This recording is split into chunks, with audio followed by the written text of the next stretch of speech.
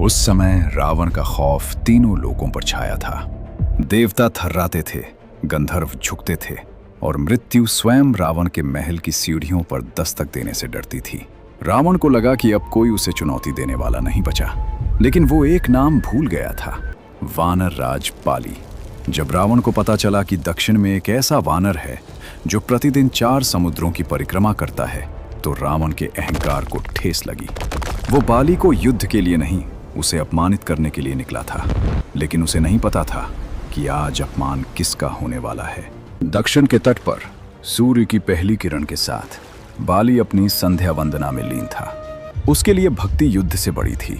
वो शांत था, स्थिर था, जैसे कोई अडिग पर्वत। रावण नीचे उतरा। उसके 10 मुखों से बाली का उपहास गूंज उठा। ओ वानर, उठ, देख तेरे सामने साक्षात मृत्यु खड़ी है। इस पाखंड को छोड़ और मेरा दास बन जा। बाली ने आंखें नहीं खोली। उसने रावण को एक तुच्छ मच्छर की भांति अनदेखा कर दिया। रावण का क्रोध भड़क उठा। उसने अपनी चंद्रहास तलवार निकाली और बाली की ओर बढ़ा।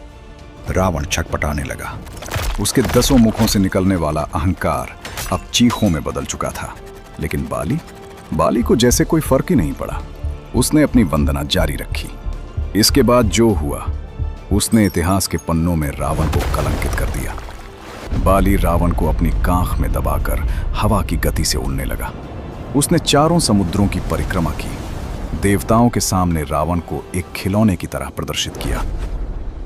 1 दिन नहीं, 2 दिन नहीं, रावण 6 महीनों तक बाली की कांख में दबा रहा। उसके हाथ पांव सुन्न पड़ चुके थे। उसकी शक्तियां जवाब दे रही थीं। लंका का राजा आज एक वानर की बगल का कैदी था।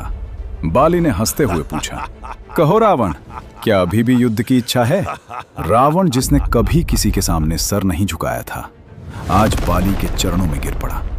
उसने कांपती आवाज में कहा, हे बाली, मैंने तुम्हारी शक्ति को नहीं पहचाना, मुझे क्षमा करो।